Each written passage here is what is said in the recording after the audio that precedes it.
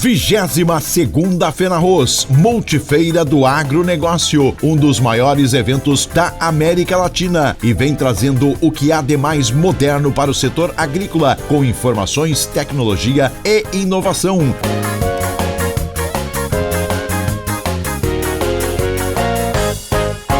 Já na primeira palestra agora, que vai iniciar, o professor Dr. Alberto Eduardo Nis, da UERGS, aqui de Cachoeira do Sul, e para proferir a palestra sobre estratégias de manejo para a cultura da soja visando altas produtividades.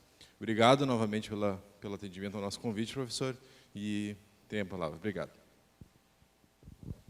Certo, obrigado, Pedro. Boa tarde, pessoal. Em primeiro lugar, agradecer o convite, agradecer em nome do Pedro e de toda a comissão organizadora da 22ª FENARROZ, o convite para que a gente possa partilhar com vocês um pouco da nossa experiência, junto com a docência. Temos desenvolvido também alguns trabalhos de pesquisa, de extensão e algumas observações que a gente vem acumulando nesses anos, e experiência essa que a gente gostaria de partilhar com vocês e também com a experiência que vocês trazem conosco para que a gente possa somar e conversar um pouquinho então sobre diversificação na área de várzeas e, lógico, nosso tema aqui, complementando o que já foi iniciado no dia de ontem, onde tivemos um brilhante seminário coordenado por toda a equipe do IRGA, com várias palestras muito importantes sobre a cultura do arroz, e hoje, então, a gente vem complementar um pouco sobre outros cultivos. Ontem também teve a cultura do milho durante a tarde, não estive presente à tarde, mas sei que a palestra foi muito boa, e, portanto, o que a gente se propõe a conversar hoje um pouco estratégias para o manejo da cultura da soja, visando altas produtividades. Não quero vir aqui ensinar ninguém a cultivar a soja, mas abordar alguns pontos que nós julgamos importantes e que nós observamos que muitos produtores e que muitos técnicos acabam pecando no sentido de que não conseguem explorar ao máximo cada um dos temas.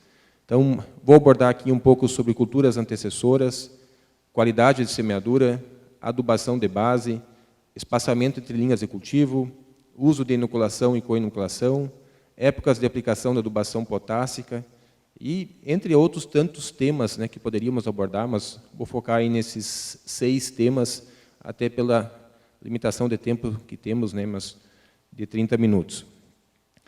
Um pouquinho para a gente contextualizar a cultura da soja em Cachoeira do Sul. Então, temos uma área em torno de 105 mil hectares, dados da safra passada.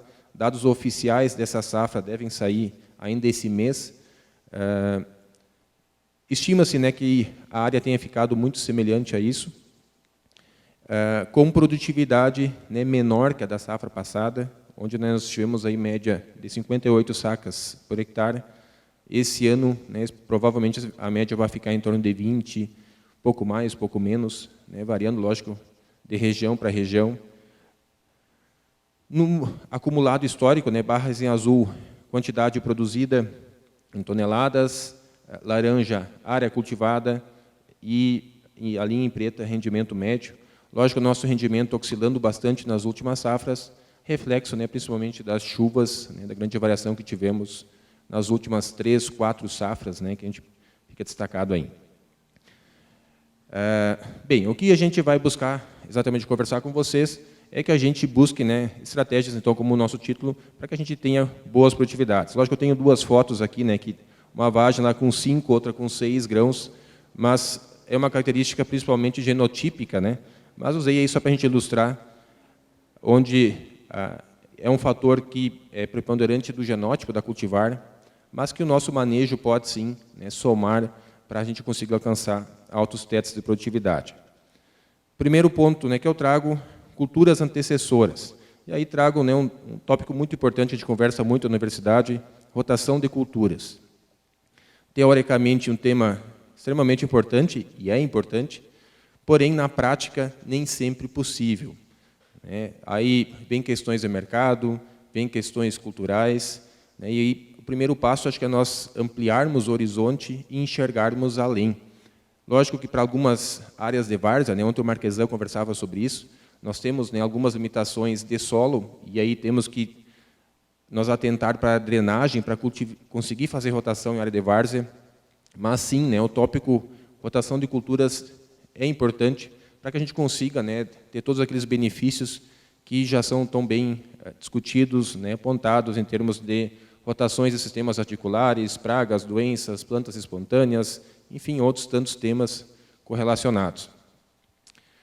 Nesse sentido, né, eu trago alguns dados que a gente obteve lá na estação agronômica de produtividade de soja pós alguns cultivos.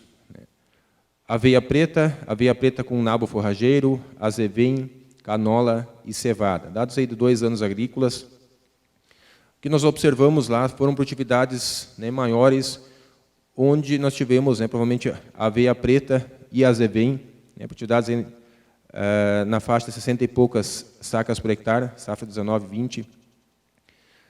E um pouco, lógico, a gente pode explicar isso, né, tem a ver com a nossa produção de matéria seca desses cultivos. Né, combinado com essa maior produção, aveia preta, né, 4,5 toneladas de matéria seca, aveia preta com nabo um pouquinho menos, a própria azevém um pouquinho menos, mas todos aí os dados que a gente obteve em maior produtividade. Né, ou seja, quando nós temos presença de palha, e isso aqui, por exemplo, essas fotos são lá da área de cultivo que a gente, né, foi objeto, até, inclusive, do trabalho, onde nós tínhamos aí um mix, onde nós temos, né, boa quantidade de palha protegendo o solo, principalmente em anos, né, onde a gente vai ter deficiência hídrica, é uma espécie de seguro, né, que nós fizemos, evitando perdas excessivas de água do solo e contribuindo para a maior produtividade da cultura. Então, lógico que eu posso combinar isso com outras estratégias, né, para nós aqui também é bastante comum a utilização de pastejo, né, com gado, que está bem valorizado, mas me atentar sempre para que, ao final do meu cultivo de inverno, nós tenhamos, né, uma boa produção de palhada. É fundamental, né, plantar. E aí vem a história, né, a premissa básica do sistema de plantio direto, que, além do sistema de rotação de culturas, nós tenhamos palha, né, e palha em quantidade. Alguns autores aqui, né, apontam, quando a gente fala em questões de palha, que nós tenhamos, né, pelo menos 5 toneladas de matéria seca por hectare ao ano, né, com uma quantidade mínima. Aqui uma aveia, né, bem estruturada, quase chegou a isso, um único cultivo. Aí soma-se, lógico, o cultivo de verão, né, nesse fechamento aí para 5 toneladas ao ano. Então, se atentar a esse ponto. Outro tópico importante em relação ao carbono e nitrogênio, né, ou seja, que essa palha tenha uma vida longa sobre o solo. Né. Culturas, principalmente as leguminosas, né, que têm relação carbono e nitrogênio baixa. Então, para que nós tenhamos palha ao longo do cultivo, né, provavelmente essas leguminosas terão que ser cultivadas, combinadas, né, com gramíneas, para que nós tenhamos um bom equilíbrio de produção de massa, mas também com vida útil longa, que não seja decomposta muito rápida. Bem, outro tópico que eu chamo a atenção, qualidade de semeadura. O que nós podemos observar? Que nós, muitas vezes, semeamos com muita pressa e deixamos de ter um estande adequado em nossos cultivos, exatamente tanto pela velocidade e também pelo método de semeadura, no sentido de método de distribuição de sementes. Aqui nós temos um dado, né, que é um trabalho também que nós orientamos, onde avaliamos aí 2 métodos de distribuição de sementes, semente agrupada, uma tecnologia relativamente nova, né, onde larga-se 4 sementes agrupadas, né, plantando em grupo, mais ou menos aquela foto da esquerda lá. Teria como vantagens, né, nós termos uma maior força, já que as 4 plântulas vão estar emergindo praticamente juntas, aumentando a emergência. Mas nossos dados, né, que a gente comparou com o método de semeadura convencional, lá com disco com 96 furos, em geral nós tivemos até produtividades semelhantes, né, em velocidades baixas, aqui velocidade 4.3, 5,4, 6.2 e 8.2 km por hora. Porém, né, a semeadura agrupada, quando eu aumento a velocidade, né, passo aí dos 5 km por hora, eu já perco o grupamento. Né, e aí, observando isso a nível de campo, né, talvez esse benefício da emergência conjunta seja perdido. E, por outro lado, para a semeadura convencional, até 5,4 km por hora, né, onde a gente obteve as maiores produtividades.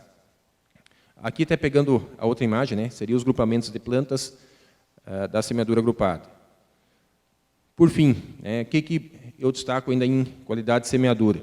Nós temos que ter um cuidado muito importante, e aí observação também prática, que a gente vem acumulando nos últimos anos, de semente sepultada, né, o nome mais comum que se chamamos, mas quando nós temos a abertura do sulco, né, e esse sulco continua aberto, né, após a passagem da semeadora, e quando temos a deposição da semente, a semente acaba resbalando, né, para esse fundo do sulco, principalmente em solos mais úmidos, solos de várzea.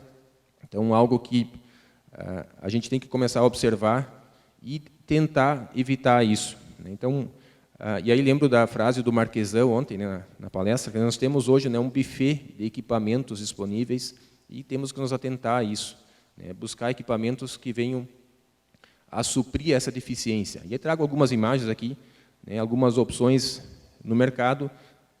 Aqui um outro disco ondulado, né, que o produtor também utilizou para tentar quebrar esse espelhamento deixado pelo sulcador e tentar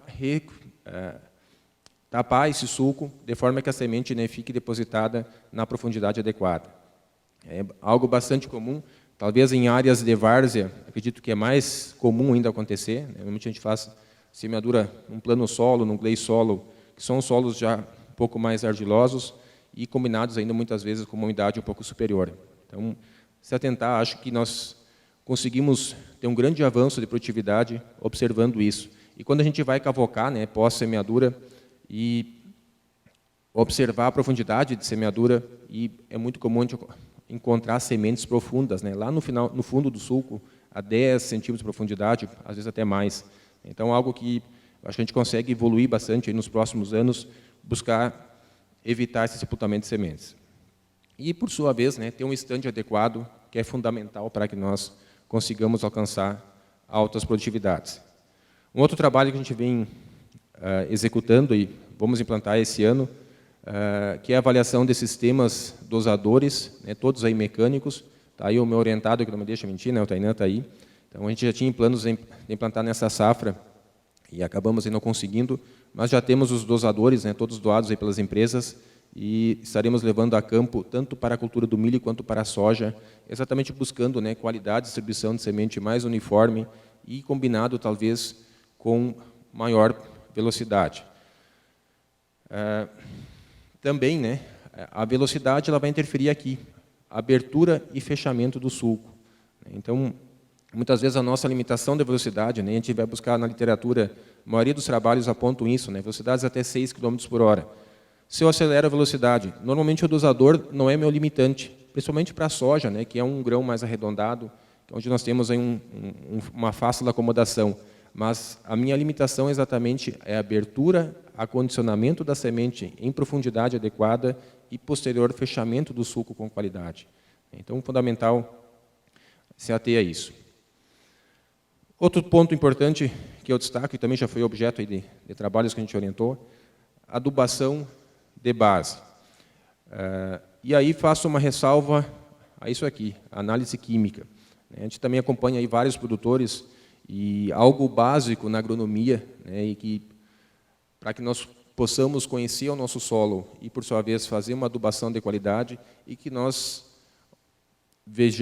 observamos, né, que tem muitos produtores que até fazem uma análise química, mas lá, de vez em quando, a cada 3, 4, 5 safras, ou quando o vizinho faz, aí ele observa que o vizinho está coletando e vai lá e coleta também, mas acho que nós pecamos muito ainda por falta de análise, falta de conhecer o nosso solo. Tanto, conhecer o que está acima talvez seja fácil porque nós observamos, mas conhecer o que está abaixo, e além da análise química, talvez uma análise física, e pode ser visual, né, já ajuda. Entender um pouco do perfil do solo, e principalmente a gente fala em adubação, né, não fazer a adubação que a empresa X ou Y vende ou recomenda, mas tentar entender o que tem no solo, o que está nos limitando, algo bem básico e que eu vejo ainda que a gente tem bastante gargalos. E aí, pensando em método, né, não tem como não falar sobre chuvas. Lógico que a adubação a lanço pré-semeadura ou logo após a semeadura, ela é interessante, porque nós ganhamos em autonomia na operação de semeadura, e aí para produtores de porte médio para grande, isso traz um ganho significativo em termos de rendimento operacional. Utilizar minha semeadora, né, somente para sementes faz com que eu aumente bastante a sua capacidade de semeadura e, do ponto de vista operacional, consiga implantar, semear mais hectares por dia, perfeito. Mas, por outro lado, né, a exposição do fertilizante na superfície do solo, ela por muitas e muitas vezes acaba sendo um gargalo e propenso a perdas. E aí eu trago um trabalho também que nós orientamos, né, onde maior produtividade, né, isso aqui foi 18, 19, foi lá, adubação total no sulco, 89 sacas aí por hectare. Né. Tivemos variações, 50% no sulco, 50% a lanço antecipado, após a semeadura, total a lanço, né, pós-semeadura. Então, lógico que isso varia de ano para ano, né, tem relação direta aí com as condições de chuva, principalmente, e com a própria fertilidade do solo. Né. Quando eu tenho limitações em fertilidade, é bem mais provável que a minha resposta no sulco seja ainda maior, exatamente para o fertilizante estar mais próximo às plantas, e isso aumenta a sua eficiência de absorção. Mas, por outro lado, né, a adubação a lanço, ela aumenta meus riscos de perda de nutrientes, né, via erosão combinado com lixiviação. Então, acho que a gente tem que olhar com cautela, né, quando da semeadura e da aplicação de fertilizantes, para que possamos, né, e hoje o fertilizante é um dos insumos mais caros na lavoura, né, tá aí a Mara, que conversava ontem sobre os custos de produção. Então, cada vez mais nós temos que atentar para que nós possamos ter o máximo de eficiência de cada quilo de fertilizante utilizado. Bem, outro ponto que vemos, né, estamos trabalhando, é a utilização de diferentes espaçamento entre linhas de cultivo, né, como uma estratégia para buscar aumento de rendimento da cultura da soja. E confesso que era um tema que eu tinha uma grande expectativa, né, onde no espaçamento reduzido, e aqui mantendo-se sempre a mesma população de plantas por hectare, né, ou seja, eu mudo a quantidade de sementes por metro linear, mas mantenho lá 280, 300, 320 mil plantas por hectare, conforme a recomendação de cada cultivar. Então, a gente tem conduzido ensaios já em 3 safras. No primeiro ano, que é esse dado que eu trago aqui, 2018, 19, até tivemos produtividades um pouco superiores a 25 centímetros, que aqui, na verdade, a gente fez uma semeadura dupla, né? Semeamos nossa semeadora a 50 centímetros e fizemos uma nova passada exatamente no meio da linha, com algum treinamento do operador, mas, lógico, né, com um custo adicional de, na verdade, 2 semeaduras. 50 centímetros, espaçamento tradicional, né, utilizado, linhas pareadas, né, uma linha a 50 e outra a 25, outra de novo a 50, então 2 linhas mais próximas e uma um pouco mais distante, e um espaçamento um pouco maior, né, 75 centímetros. Ano seguinte, 2019, aí combinado com irrigação e não irrigação, né, irrigado e não irrigado, comentei antes. Acho que irrigado a gente tem quantidades um pouco maiores, variando de ano para ano. Não vou me deter muito a questão da irrigação, né, a gente tem uma palestra depois na sequência, mas eu vou me deter aqui ao espaçamento entre linhas. Então, destaco aqui melhores resultados sempre com espaçamentos mais reduzidos e em torno de 50 centímetros. E aí, em resumo, eu vejo hoje que nós, em termos de espaçamento de cultivo, não temos muito o que modificar.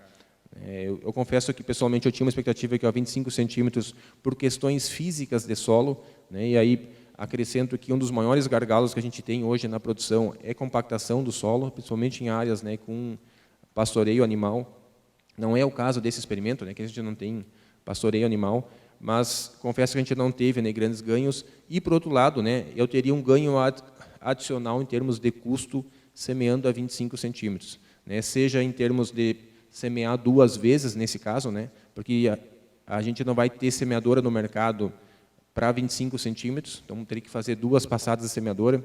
A Embrapa também tem uma série de trabalhos nesse sentido, e a maior parte dos resultados, né, apontam para produtividades superiores na faixa dos 45, 50 centímetros, que é o nosso espaçamento tradicional. Bem, outro tópico importantíssimo, inoculação e co-inoculação.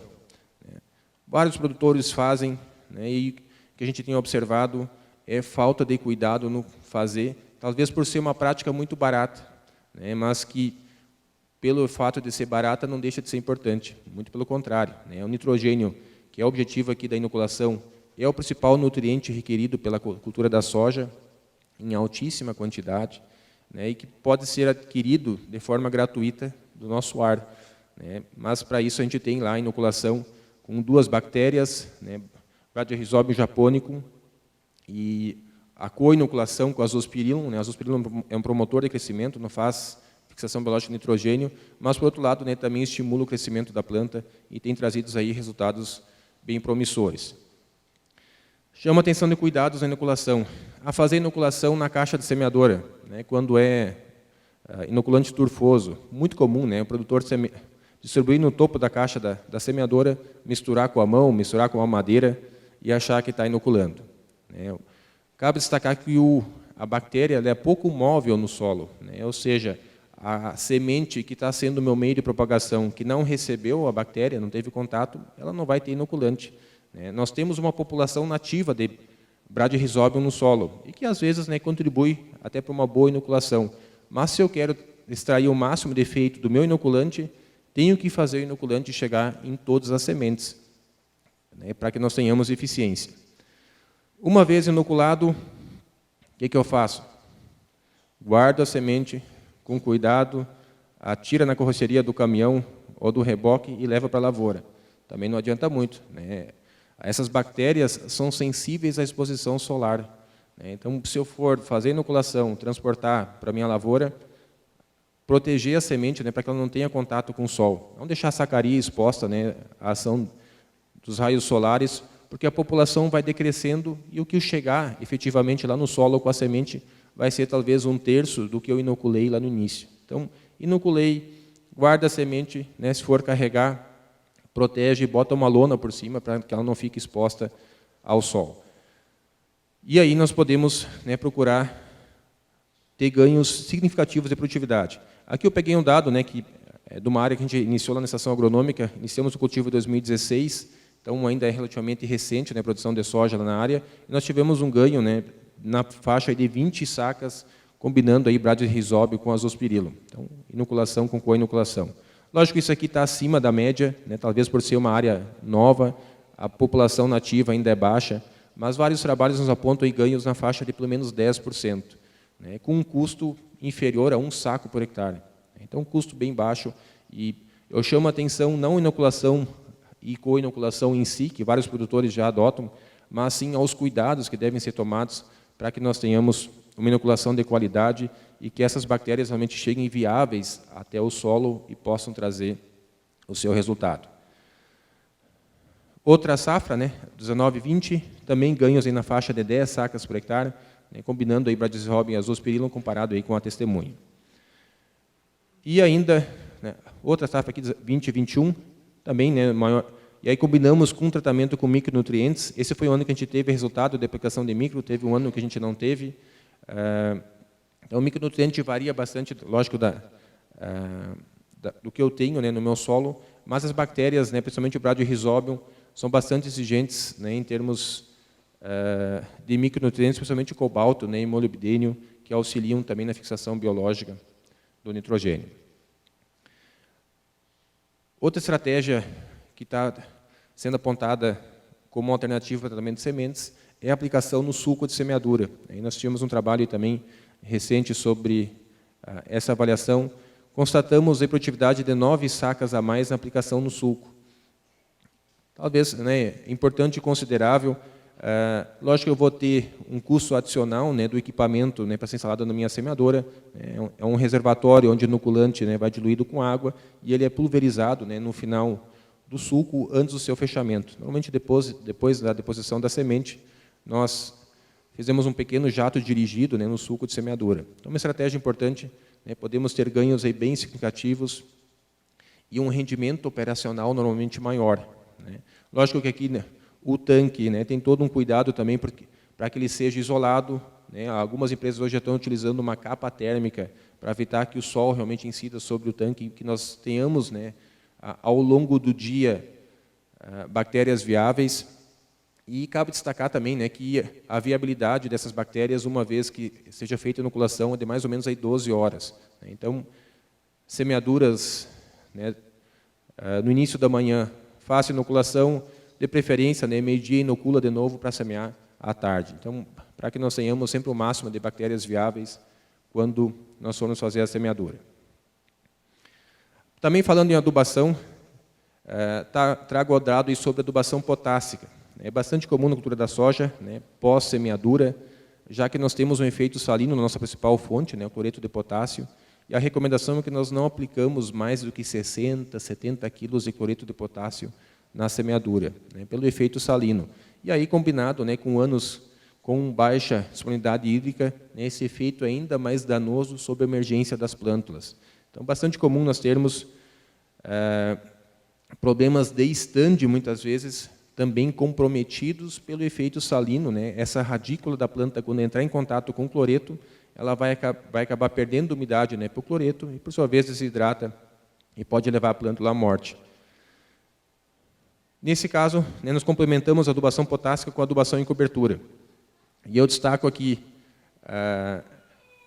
a grande quantidade de potássio que a cultura da soja precisa, é um dos principais elementos, junto com o nitrogênio, né, que são exportados, e a gente teve um trabalho, né, que exatamente aplicamos a dose ideal, 50% menos e 50% mais. Acho que a produtividade maior, ela foi na dose, né, que foi um pouco acima, mas importante destacar, né, que nós observamos esse excesso de aplicação de potássio, principalmente na linha de semeadura. Aqui a aplicação, né, em cobertura normalmente é a lanço, mas é algo bem relevante, né, nós fracionarmos a aplicação potássica, principalmente em anos de baixa disponibilidade hídrica, né, para que nós não tenhamos nenhum comprometimento do estande de plantas. E aí aplicamos lá em V3, V4, o nosso potássio em cobertura. Limitamos aí a 60, 70 quilos na linha de semeadura, adubação de base, e o restante aí em cobertura, lá em V3, V4.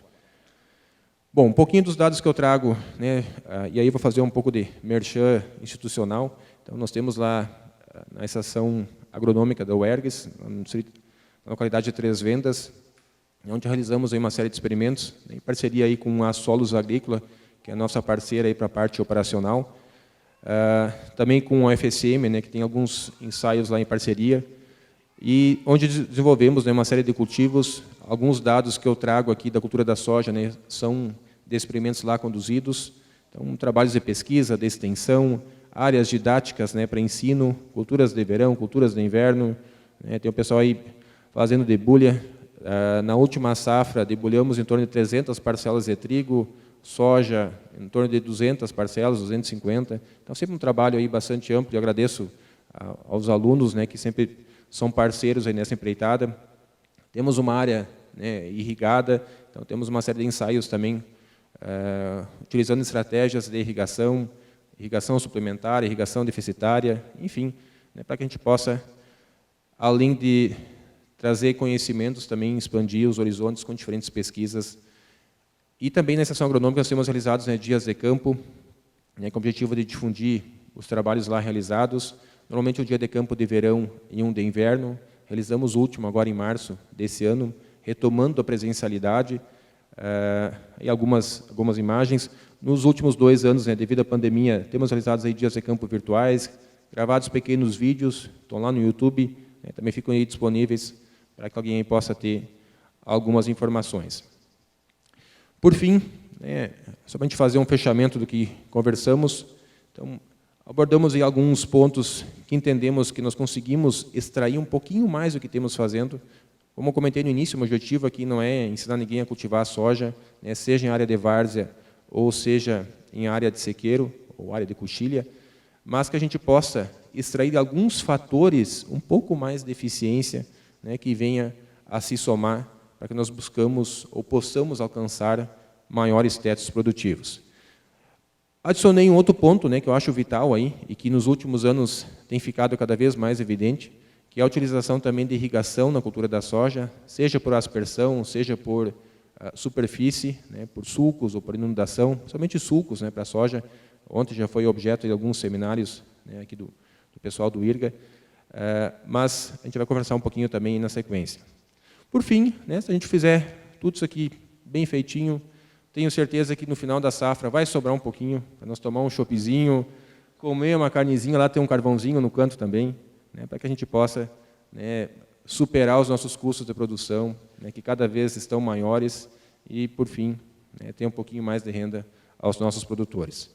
Maravilha, pessoal. Agradeço o espaço, agradeço o convite do Pedro, né, para participar do seminário, trazer um pouquinho do que a gente vem trabalhando aí nos últimos anos e partilhar um pouco da nossa experiência com a de vocês e contribuindo aí para que alguns temas aí possam ser melhor esclarecidos. Valeu, obrigado.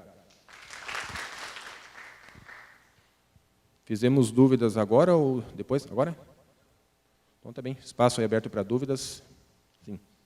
Dúvidas, colocações, experiências. Atrás da Chica.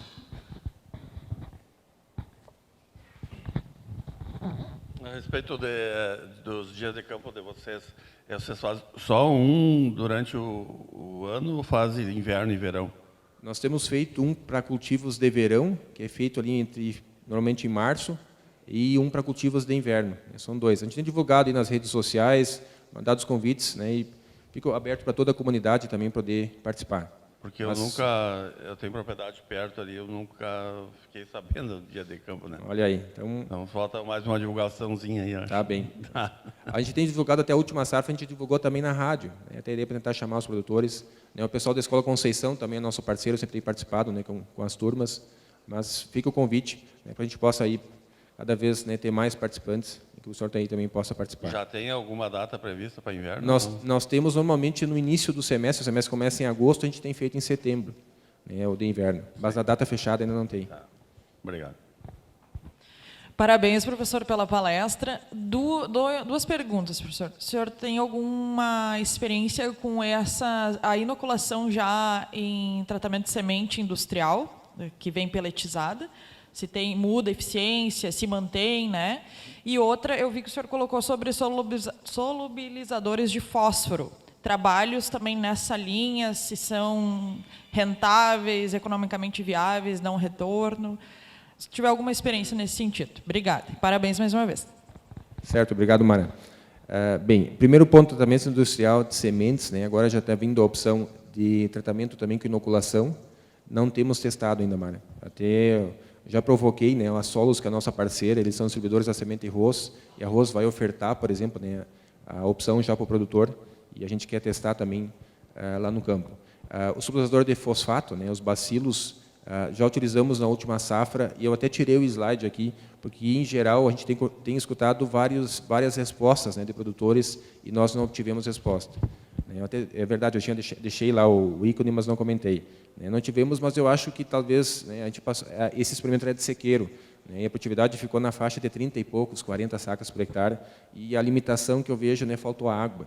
Né, então, aí, talvez o resultado que a gente esperava da solubilização de fosfato, né, acabou sendo limitado, né, pela falta de disponibilidade hídrica. Obrigada pela palestra. E eu gostaria de perguntar assim, o uso de 2 inoculantes, turfoso e ainda o líquido no tratamento de semente, tem os resultados ou não foi feito o teste? A princípio, um não interfere no outro. Né? Se for, por exemplo, lá o Bradyrhizobin turfoso e o Azospirillum líquido, né? Eles podem ser combinados e podem ser feito o tratamento de forma normal.